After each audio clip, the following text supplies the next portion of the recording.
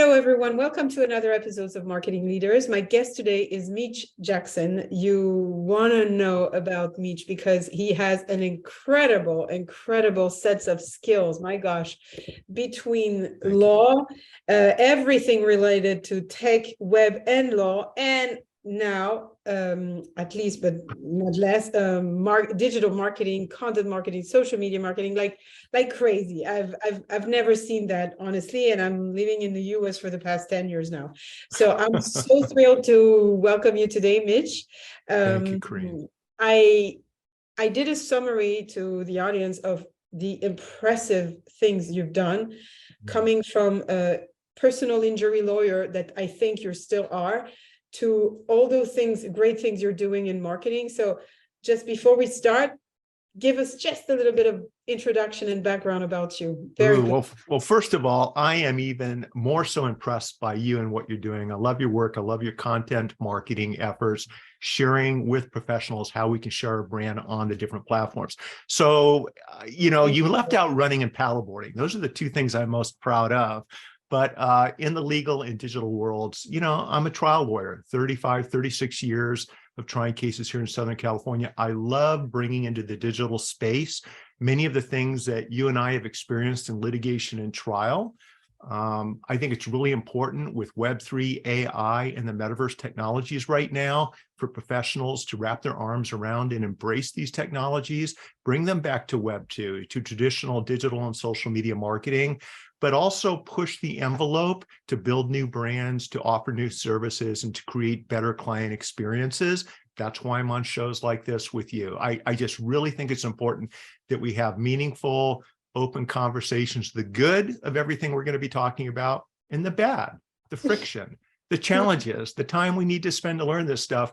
And so it's a pleasure to be here with you, with your audience, and everything's on the table. Whatever questions you have, I'll share my honest answers with you.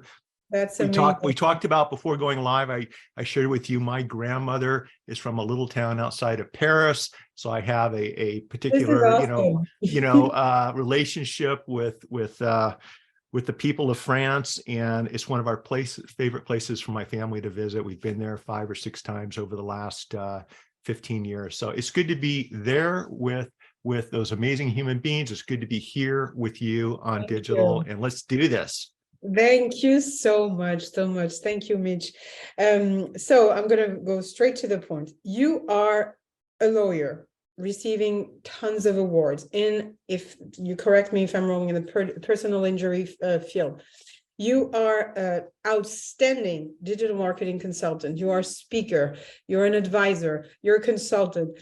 So the first question is, please tell me, when do you sleep? When do I sleep? I sleep just fine all night long. So here's my little secret. How many hours? Here's my little secret. My little secret is, for what you see on digital, right? For what everyone sees me doing online, this as well as everyone else that's really been in this space for a while, is I'm very particular with the content I create. I say no to opportunities more so than I say yes. And so when it comes to practicing law and taking on new cases, I may take 1 out of every 20 cases that come to the law firm. That allows me to have the time to create digital content. It allows me to have the time to work with a team, to work with different products and services that help me not automate my social media, but really schedule it. So if I'm in trial, funny story, I'm sitting in trial, a 2-week trial, opposing counsel during the morning break leans over and he shows me his phone. He goes, "Mitch, how do you do this? We've been in trial for a week and a half. We're about halfway done. You've been tweeting all day long, every single day during trial." Right? Didn't even realize that there are platforms out there that we can use where on a Saturday or Sunday, I'll sit down with my team. We'll schedule out 10 or 20 tweets that are relevant to today's trending and breaking news, that are relevant to what I'm interested in. And they go out once or twice a day for the next couple of weeks. So I balance learning how to say no to potential clients or speaking opportunities or business opportunities with leveraging technology to do what you see me doing. And by doing all of that, it allows me to really prioritize my health, both physical and mental, to put my family first. And then frankly, my practice and everything else you see is third on the list, because without health, without family, in my opinion, nothing else matters. So I've got a good balance, I think, of how to go about building your brand, expanding your practice. And I'm doing it in a way that's not stressful. I'm doing it in a way that anybody can do if they just give themselves a chance and give it a try. Well, I'll be honest with you. I'm still trying to figure out what I want to do when I grow up. When we talk about jobs, okay, I grew up on a ranch in Tucson, Arizona. First person in my family, to go and graduate from college. Certainly the first person to become a lawyer. I didn't know what I was getting myself into. I started off practicing law by playing basketball all day long down at Main Beach in Laguna Beach, California. My first couple of clients were the guys that I ran the court with. And I kind of figured it out on my own. And what I figured out quickly, though, is that in Orange County, California, which is very crowded, a lot of the top lawyers in the country, if not the world, are in Southern California. To stand out, you needed to be different, right? You couldn't just get good results. You had to do more than that to stand out. And so I realized back in the day that by sharing motocross racing pictures from the basketball courts, pictures and videos back in the early days, it kind of connected me with a group of other lawyers and other business owners that could relate to how I was living my lifestyle. From that came business. Okay, this is really before the internet and social media as we know it. I'm talking about early magazines. I'm talking about pulling out pictures from my wallet at bar association meetings. But when the internet came along back in 1995, we put up our first website. When social media rolled out in the early 2000s and middle of the 2000s, we started creating, audio and video content. And what I noticed is everything that was working for me back before this technology was working 100x more for me with digital. Now, it was fun to do. When I'm not in the office or trying cases, I don't want to talk about the law. There are other things that I like to do in life.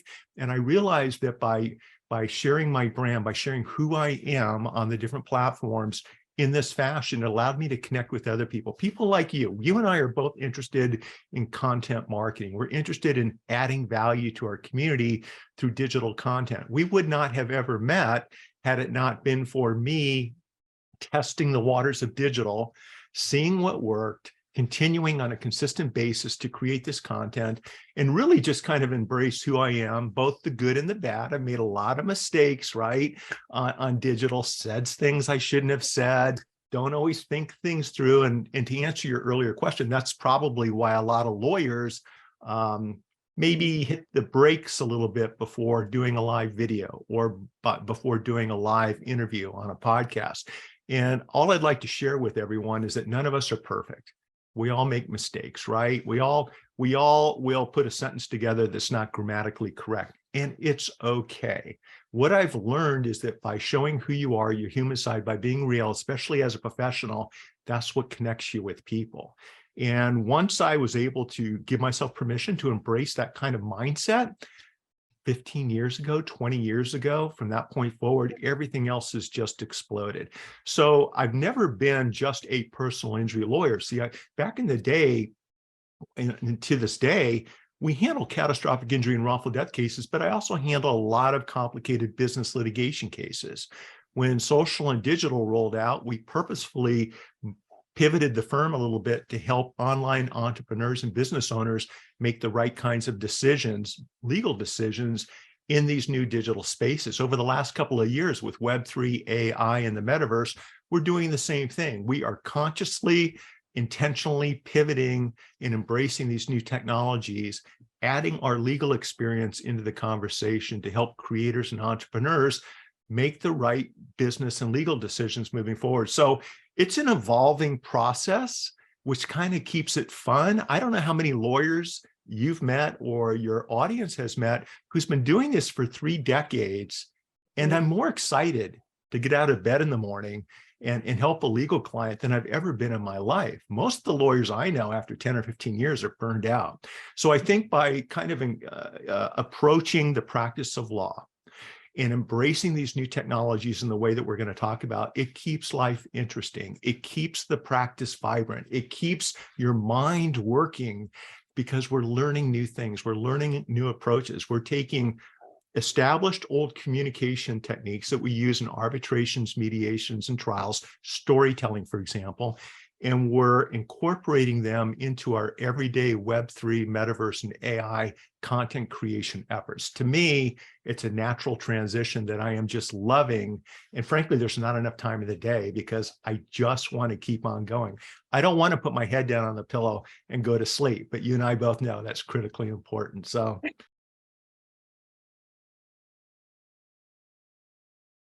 when I started in content marketing, I actually started a startup saying that, okay, as of today, anyone can access any types of legal information he wants. So why would I, as a lawyer, try to charge those people to answer basic questions when I can give it for free?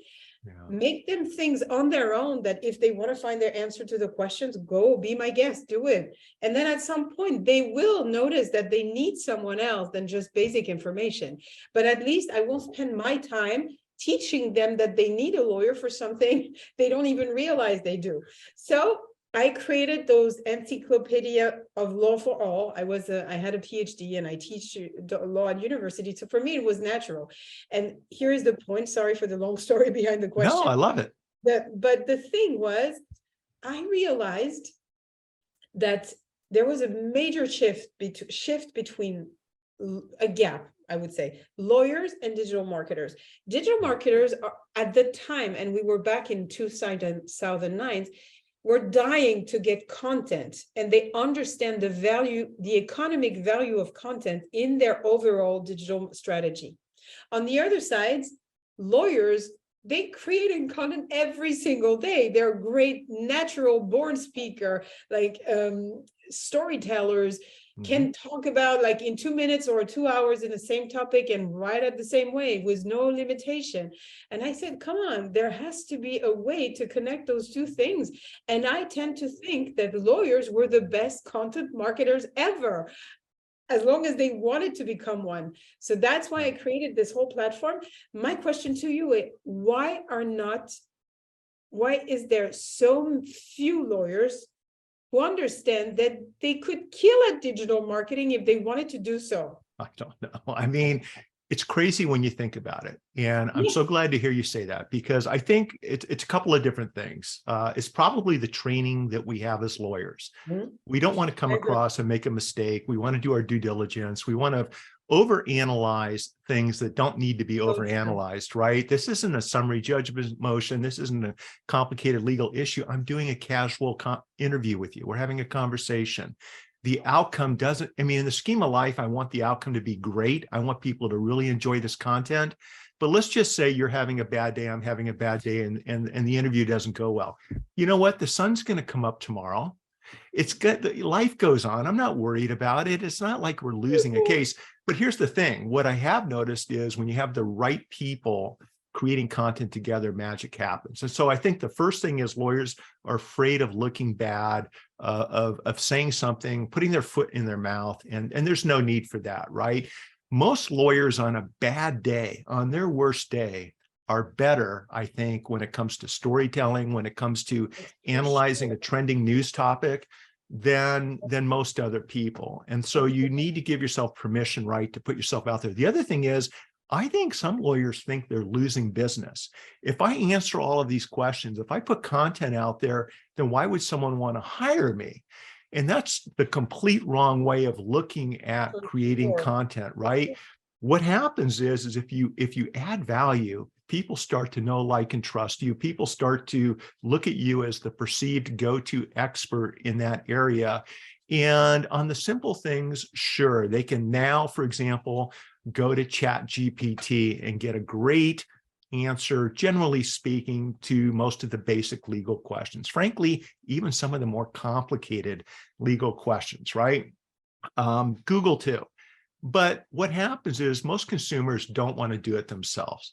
Most consumers really want to have a working understanding of what the issue is, what the available options from a legal perspective are, and then they bring you in. Then the phone rings, then your email inbox lights up, then your DM on Twitter, or your DM on Instagram, or your private messages on LinkedIn. And I brought up all of those because that's how people are communicating nowadays. Exactly. They're not sending you a letter. They're not necessarily using the phone. They're not necessarily even using email. They're connecting on all the other platforms, whether it's TikTok, Discord, or the platforms I've mentioned.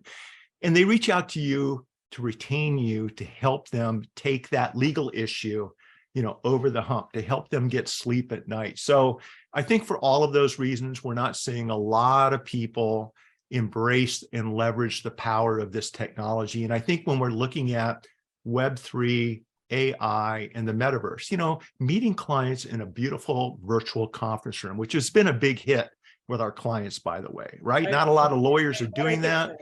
So not only does it create a new experience, but it's also great for branding. You've got your clients talking to other people around the world that, hey, I just met with my lawyer in their conference room, and it was beautiful. It was a 10 out of 10. It's nicer than our 3 conference rooms here at the law firm.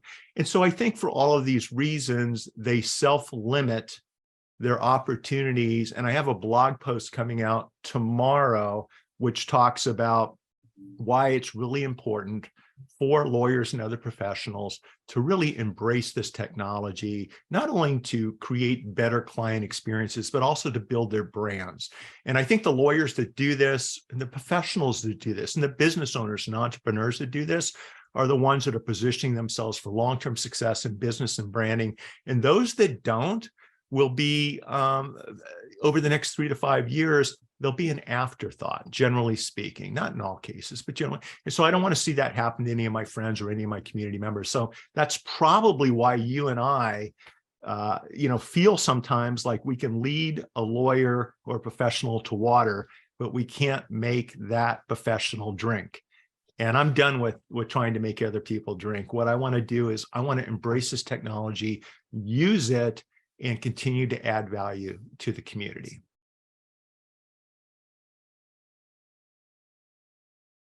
So let me say, generally speaking, if I was a typical law firm or starting off a new company or startup, right, whether I'm a lawyer, a doctor, a CPA, or just a business owner, I would allocate a substantial amount of my available revenue, my time and resources, my team members being properly trained, to building the brand, okay, to making connections, to networking online. I think it's really, really important. When I look back on my career, what's allowed me to build a global brand and people around the world and have business opportunities and speaking to opportunities from all over the place is doing what I just described. In other words, allocating a great deal of my time to marketing and branding. Now, I'm not a big fan of the term marketing, especially when it applies to digital.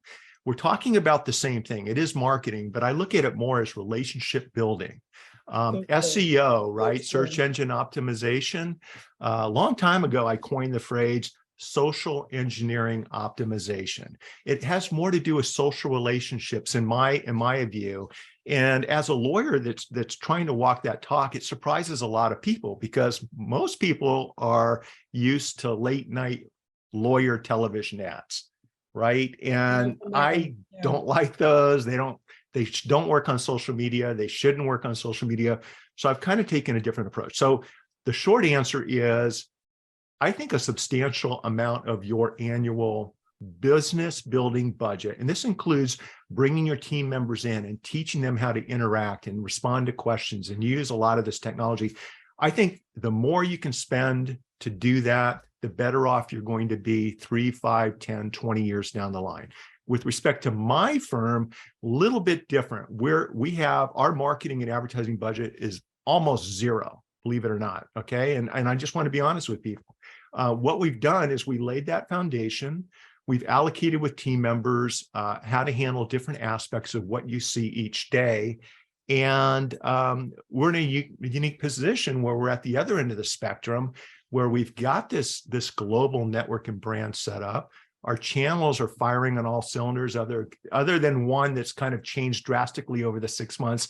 And I'm not going to go into names and social media platforms, but that is what it is. And so what we're doing is we're kind of like, what you see is the tip of the iceberg when it comes to me, and I've got everything else floating underwater, just pushing it forward. I think it's really important to do, though, and I think that moving forward, if you could be the best lawyer in town, but if nobody knows who you are, then you're going to have a hard time paying the monthly bills. And so you got to do what you got to do to get your name out there, to get your brand out there, to toot your own horn in a way that's informative and helpful while building community at the same time. And I think if you're able to do that, spending $1 a month or $10,000 a month for a smaller firm, then I say do it. You got to do what you need to do to get the job done.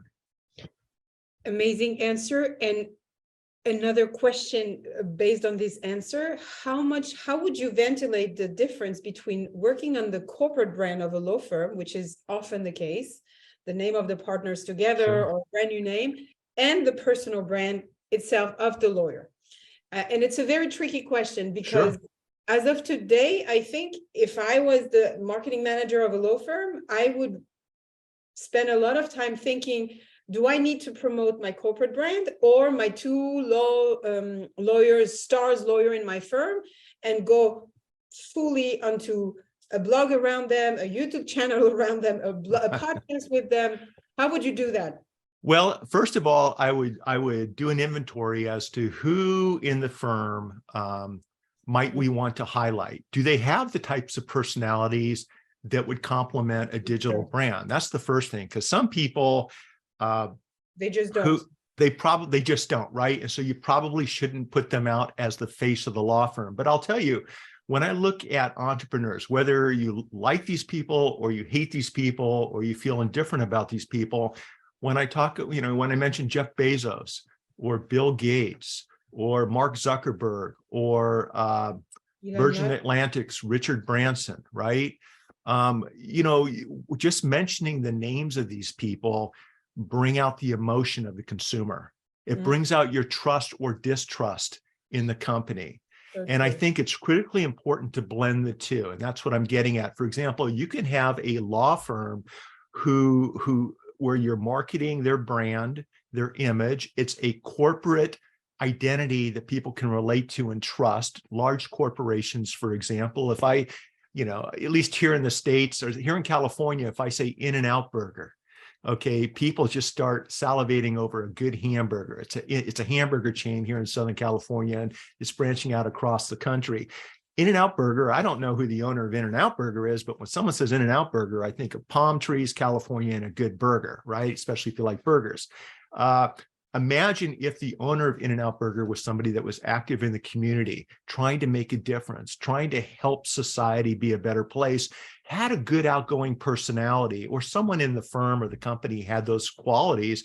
Put them on video, have them do a podcast, have them do interviews, have them do commercials. It's a combination of all the above. So it's not one size fits all. It's what works best for you. What are your digital assets and what are your human assets? How can you incorporate all of these together? Maybe using someone like you, Karine, where it's like someone that knows what the elements are, to put them together, to blend them, to serve up that final dish or recipe that the consumer is going to enjoy. So it kind of depends on who you are, what you've got going for you, and what are your digital and human assets to make it all happen. Just in terms of budget, you said a major part of the budget, but just to have an idea of the number, 20%, 30%, 50%, just so my son graduated from SC last year and took a position at VaynerMedia in LA. He's a post-creative strategist. And Gary and I have known each other for a long time. However people feel about Gary and VaynerMedia, they either love him or they hate him. Most people love him. The deal is, if you look at how Gary's built his business over the years, okay, he went from one person on a YouTube channel on Wine Library talking about wine, but he blended in his personality. He blended in his business approach to having empathy and being positive and being a team player into his brand. So as he and his brother AJ started VaynerMedia, it went from 2 people to 1,800 people and is now, a leading provider. The point is, it was all of the above. And what Gary will tell you is, he's got a crew of 20 or 30 people basically that are creating content about him, about where he's traveling, about who he's meeting with, about who he's having 15-minute interviews with, and they're filming it from different angles. And it's because of this content that he's been able to amplify his brand, which brings in clients, which builds the agency.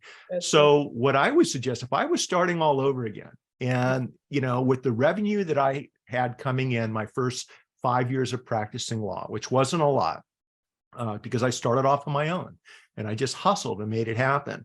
But what I would do different is, instead of maybe buying that home on year 3, or buying that nice car, after the second year of practice, or taking that expensive trip, I would have instead saved that money and hired a group of 4 or 5 people to do what we watched Gary do. Okay. Those 4 or 5 people are following me to depositions in the courthouse. They're helping me put together trending news stories. So when there's a breaking news story that everybody around the world's talking about that has a legal flavor to it, they're helping me create content on all the platforms. Now, remember, we didn't have all of this back in the mid to late 80s when I started practicing.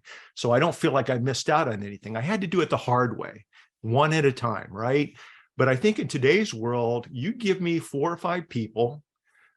So my budget would be probably, my budget would probably be $50,000 to $100,000 a year for 4 to 5 quality content creators who are young, who are eager, who are hungry, that are willing to work and do this. Bring them into the law firm, into the dental practice, into the medical practice, into the CPA practice, and create content much like Gary's doing at Vayner. And I think you can really just expand your brand from local to global at an exponentially fast pace, unlike anyone else traditionally might do. That's what I would do different. And so even if I had to take out loans to do that, I would absolutely double down at getting as many people as I needed to create as much content as I can to distribute on all the different channels in a way that complement TikTok, Instagram, Facebook, YouTube Shorts, Instagram Shorts, interviews like this. And if I didn't have the money to do that, Karine, what I would be doing is I would be reaching out and having a weekly show, interviewing senior partners of other law firms that don't practice the type of law that I practice, shining a light on them, interviewing them. How did they get started? What got them interested in the law? What's their favorite case that they've handled? I'd be building relationships with people like that across the country, basically with the idea of not only shining a light on really good people, but also building referral relationships. Because when they need to refer a client to a California firm, I'm going to be top of mind because of the relationship we built in both pre-show, during the show, and post-show production. So that's the inexpensive way of building these relationships and building that brand. But I would try to do a combination of two. And it's not how much money I would spend, it's what funds do I have available? Are there funds that I'm spending someplace else that I probably don't need to be spending? And can I allocate that back into building a content creation team or hiring someone, okay, to do this for me? Someone who I trust, someone who understands my mindset that can basically do this for me. But I'm going to need a couple of people to shoot content every single day, just like Gary, to create this momentum to take things to the next step. What do you think about that? Do you think that's something that might work? Do you think, what are your suggestions on that? I'm just curious.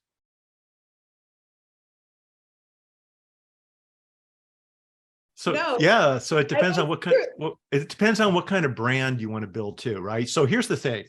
I know and have friends that are lawyers that spend a lot of money on the radio and with television and billboard ads that are at the top of the market, the top of their game, and they're doing very, very well. They're spending millions of dollars a month, Karine, doing this kind of stuff. That's why I wanted to bring that to you. And the key though is, unless you're one of these big players, unless you've got that type of budget, it's hard to break in and get noticed in these already oversaturated and dominated market spaces. Florida is a great example. California is a great example.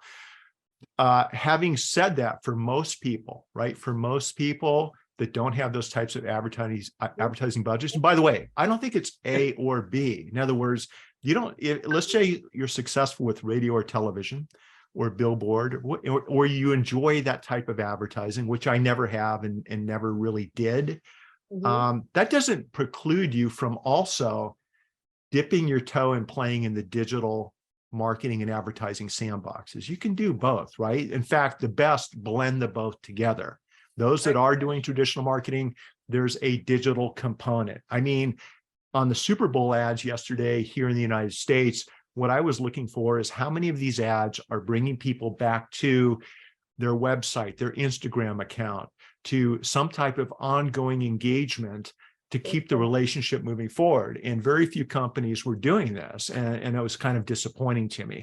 So I think that, look, for most business owners, I think the best spend for your money is acquiring the time and attention of your potential customers, your clients, of the consumer, and of referral sources, those other lawyers, those other doctors, those other business owners that you mentioned, via great content that's helpful, that's created and shared and distributed and created very cost effectively on the social and digital platforms. That's what I'm trying to say is, if you want to stand out in a sea of noise, you've got to do things different in today's world. And I know we're going to transition into Web3 AI and the metaverse, but I really feel like professionals and business owners that somehow link their products and services, link their brand to these new 3 areas of technology, these 3 areas of opportunity, I think it really does allow you to have your voice heard above all the noise. Being early on social and digital and live video for me was a game changer. It created opportunities from all over the world that other lawyers didn't have because I was early, I was first. People weren't used to live video back in the day. I was on a show was called Spreecast. It was before Blab. It was after YouTube and before Blab, around 2011, 2012. Jeff Flores, the co-founder of Spreecast, he also was a co-founder of StubHub. He sold StubHub in his mid-20s, made enough money to retire for the rest of his life, got a little bored and realized there's no live video in social media. This is when we had 3G. This is when there was no live video, everybody. That it was a new thing. And when they reached out to me to be on a couple of shows, to be that lawyer on some of these shows, my friends were like, why would you want to put yourself out there on a new platform, a new concept? Really? What if you make a mistake? What if somebody, tries to throw a fast one at? I said, I'm a trial lawyer. This is my life. I'm not worried about it. I said yes, and within a couple of weeks, I was on shows with Katie Couric, Anderson Cooper, Peter Diamandis, Seth Godin, Gary Vaynerchuk. We all just dived into these platforms, and it just kind of blew up my brand. So you can't do that now on traditional digital space. You can market your practice, your business, your products and services, but if you want to build your brand and stand out, I think from what I've noticed is I'm experiencing in the Web3 AI and metaverse sandboxes, I'm experiencing everything I experienced back in 2007 through 2012. I'm experiencing everything 10x from what it was back then. Like, that's where I think people need to put their time, attention, and energy and start spending some time each day learning a little bit about this technology, not about the coding, not about which company is developing the next, update to a platform, but how can you use AI right now to help you create better content in an ethical, effective, transparent way? Okay, I don't care which company is behind the AI. I don't care which web browser is incorporating the AI first. I'm not going to spend my time writing and reading a bunch of blog posts about that. What I'd rather do is create content and use these tools to share that content, on LinkedIn, like you see me doing, at the same time, simulcastly offering a simulcast video broadcast of an interview in a spatial virtual reality venue that's just gorgeous, and maybe at the same time turning around and grabbing an avatar, ripping the transcript and having the avatar, the AI avatar, repeat the same message in a different format for something we'll share next week. That's the kind of stuff that really stands out. People are talking about, people reach out to me about. They're not reaching out to me about my Facebook post, my Twitter post, my LinkedIn post, or anything else. It's this news technology. And I really forgot what the original question is, but I feel better that I was able to get all that off my chest screen, because I do want people to kind of focus on the new technology if they want to build their brand, right? Otherwise, if you're comfortable with where you are and you're not willing to spend the time or attention to build these new skill sets, I understand that too. Right? There are times where I've turned down really big cases because I wanted to spend more time out on the water paddleboarding. It just depends on what your personal preferences are. There's no right answer for any, for all of us. We have to decide, what do we want out of life? How do we want to do what we want to do? What are our goals? And then how can we take action on everything?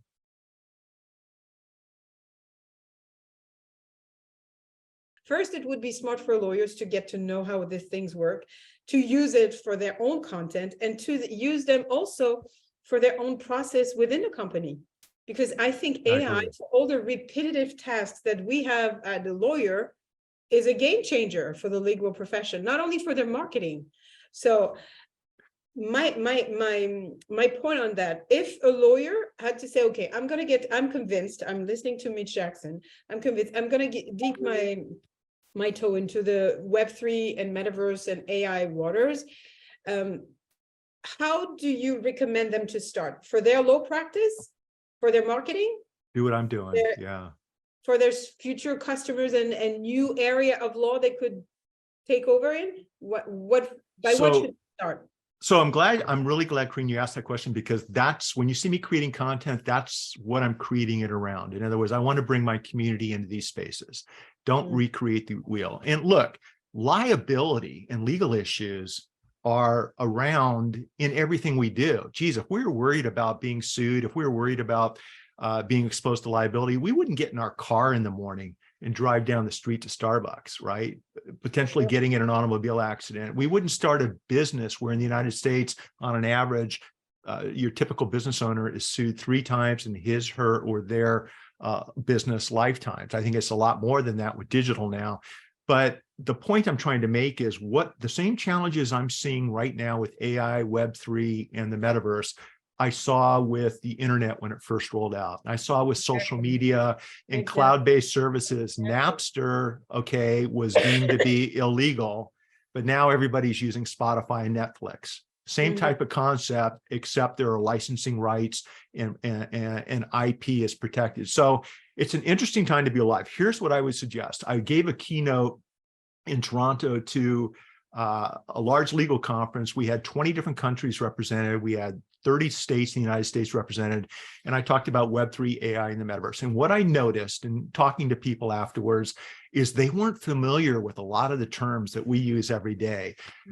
Decentralized autonomous organizations, AKA DAOs, non-fungible tokens, NFTs. What are these things? Smart contracts. Is that like a paper contract that thinks for itself? I mean, the terminology is just different. And they were afraid to read, what some of the people were afraid to raise their hand and ask questions because they didn't want to come across like they were, not informed of this new technology. But they wanted a place to start. Without exception, it was the most enthusiastic group I've spoken to in a long time when it comes to lawyers. So when I came back, I spoke with my son, who I've already referenced. I said, Garrett, let's put together a book, a handbook that really helps everybody get through these challenges. It talks about the technology. It quickly defines that technology so that anybody can understand what it is and have a meaningful conversation. Each chapter has a section, describe non-fungible tokens to me like I'm a 4th grader. And then each chapter has steps that you can take to learn more about it. And that's what this final product was. AI to blockchain, And the other thing Garrett and I did is we used ChatGPT to help us plan, organize, design, and write parts of this book. Sometimes when you're writing, and one of the things I like about ChatGPT is I know what I want to say, but I'm not sure how to start the paragraph. I'm not sure exactly what I want to say. And it really allowed us to expedite this handbook and get it done. And, we openly indicated where it says co-authors, we affectionately named our chat AI, Kai the AI. And Kai's mentioned at the back and also did the introduction to the book. The point is, I wanted to be able to have something I could hand a partner in a law firm or a doctor and say, listen, if you're curious about, let me just show you the index here. what we did is we took the most important, often used terms. Yeah. And so if you want to know more about, there's 3 chapters of AI, chapters 16, 17, and 18. What are our favorite commands? What are our favorite resources? It's right here. A partner in a law firm can spend 15 minutes on any particular topic and sit down with his fellow, managing partners and have an intelligent conversation. So that's what this was all about. What I may or may not have told you about, once again, with the help of AI, is we put together, and I don't know if this reads correctly on your screen, and but it says, there's going to be the well, link in my newsletter about it. It's for sure. Yeah, and all I was going to say is what we did is we looked at the McKinsey report from the latter part of 2022, which identified 14 key scientific technology areas that businesses and industry should pay attention to. And so what I did is I took each of those 14 areas, and then part of my research included using different AI services to put together a full and complete chapter. This is the issue. This is why it's important. These are things lawyers can do to get up to speed on this topic and move forward. And so I think what people need to do is spend some time getting familiar with the terminology, number one. Number two, dive into something that you're interested in. And by the way, when I say interested in, and I look at the chapters here, I want to give everybody an idea, because half of this stuff I wasn't thinking about until I read the McKinsey report. Sustainable consumption, cloud and edge computing, trust architectures and digital identity, space technologies, quantum technologies, Web3, the metaverse, applied AI. These are all industries that have a very, very large need for legal assistance, whether it's with contract law, IP law, whether it's negotiating, different jurisdictional issues, because these are oftentimes global companies. And so I think if I was a lawyer starting off today, I would be diving in and learning as much as I can about everything we've already talked about. I'd be focusing on 3 or 4 of these trends, and I would be building my law firm around these trends moving forward.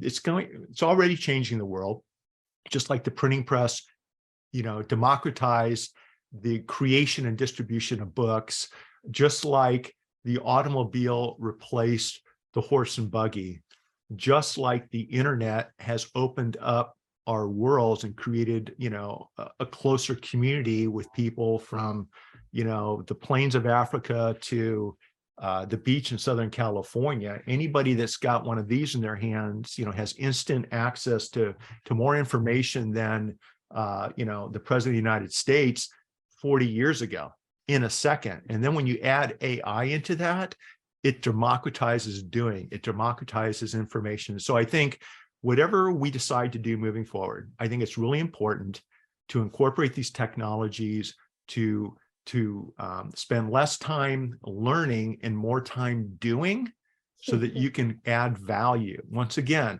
I don't need to know how this stuff works. When I walk into my office, all I want to know is when I hit the light switch, that the lights come on.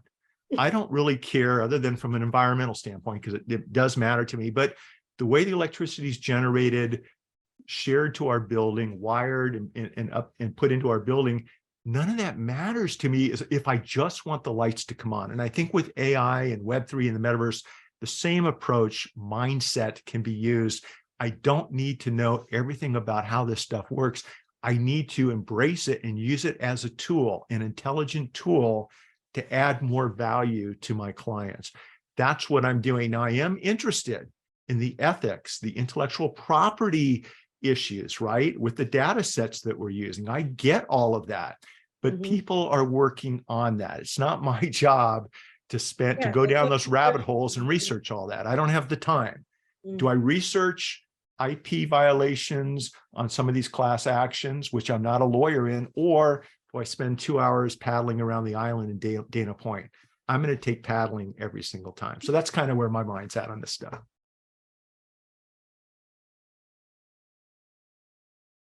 If I give you $15,000 budget in 6 months to start from zero and launch a practice and get the first customers, how would you spend it? You pretty much answered it. And it was amazing, creating content as much as you can. That was brilliant. So I'm not going to ask twice, unless if you want to add something. Well, let me add something, because Okay. this is the part that I think a lot of people forget about is when I have young lawyers come in and watch me give a closing argument, for example, and this happens down in our courthouses. Afterwards, they'll ask me, well, Mr. Jackson, how did you know how to focus on that issue? Why were you standing where you were standing? Why were you focusing on that one juror, right? And they're looking for that magic pill, that app that they can download to learn how to do all this stuff. And I tell them it's just from doing this for, years after years after years, from making mistakes, from constant and never-ending improvement, from putting in the time. That's how I knew which buttons to push this morning with this jury on this case. And the $15,000 investment question, all I would say is I absolutely would allocate a majority of those funds to building my brand like we discussed. Having said that, if I was brand new starting over, I'd also be up at 4 in the morning. So from 4 to 8 or 4 to 9, I would be spending as much time as I needed to learn the technology, to learn the things that we've talked about. When all of my friends are wrapping up the day at 5 o'clock and they're enjoying cocktail hour at the local watering hole, I probably would join them for one drink and then come home and spend the next 4 or 5 hours doubling down on everything that has to do with my practice. And I would do that for 1 or 2 straight years. I would just absolutely out hustle every other new lawyer in town that was also starting off his, her, or their practice during the same period of time. Frankly, every partner in town on every established law firm. I'd combine that hustle with that $15,000 to build a dynasty. That's my answer.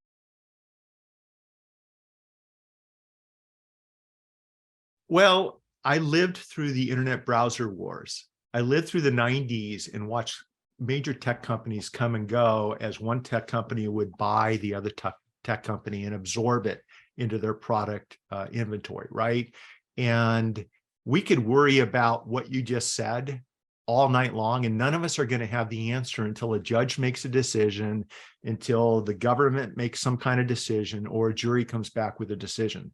What you just described, though, is what I'm saying from a consumer standpoint and a user standpoint. I'm really putting that aside. For example, I have ChatGPT loaded in a tab. If I want to use it, it's there. I have Google loaded with the ChatGPT Chrome extension added so that if I'm in a Google search, I can use ChatGPT to actually drill down even more right now in today's world on a Google search. I've signed up for the Bing update, which is not only search results, but also ChatGPT results. So for me, whatever final decision is made, if there is one, I'm okay with it.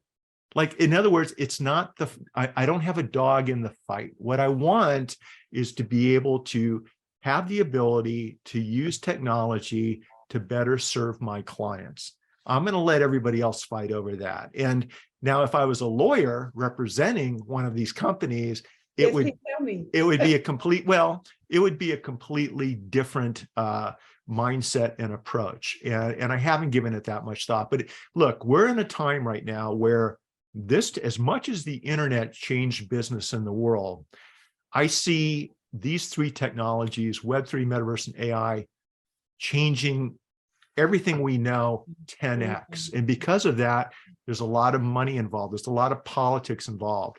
We haven't even talked about digital currency. We're going to need digital currency to do commerce in these different sites.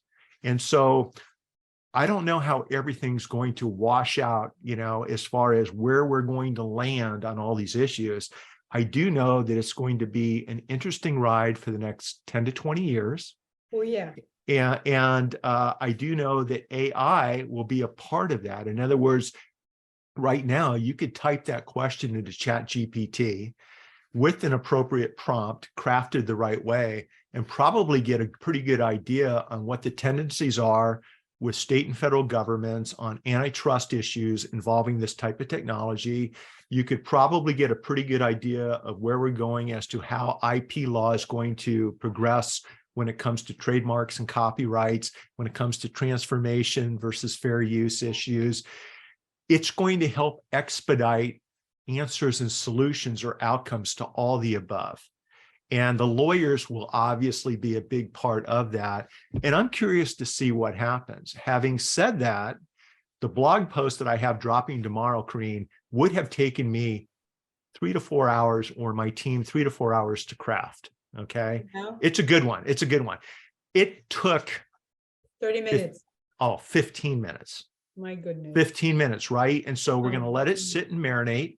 We'll look at it in the morning, like anything else, and clean it up a little bit, and it's out the door. I don't know which AI service my team members use to create it. I don't know which AI art generative service they use to create the artwork, but it's pretty cool. All I know is we leveraged AI, whoever's AI it was, to put in this final product. I will review it for final approval to make sure I'm comfortable with the content and the message, you know, before I sign off on it.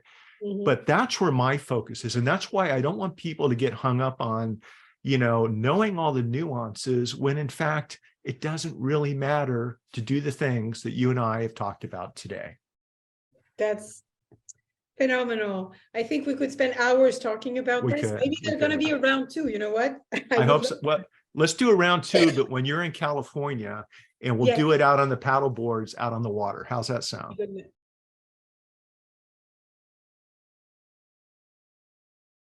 So this is breaking news. I haven't shared this link with anybody.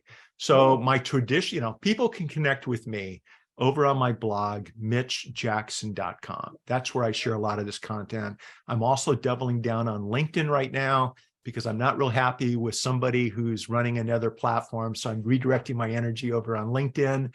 And, but we just rolled out a new link tree that accommodates the direction our firm is taking in 2023 and beyond, which have to do with these new technologies. And it's Linktree / that's link, linktr.ee/Jackson Wilson. So if you go to Jackson Wilson, one word on Linktree, it'll go to really something that we're doubling down on moving forward as far as services in these new industries. And I'm really excited about it. That's amazing. I'm going to share all this very, very soon. Thank you so Cool. much. It was fantastic to have you. You're the best. It was I've my never seen pleasure. one like that. Really. Thank you, Karine. Thank you. Amazing, amazing. Thank you. Bye-bye.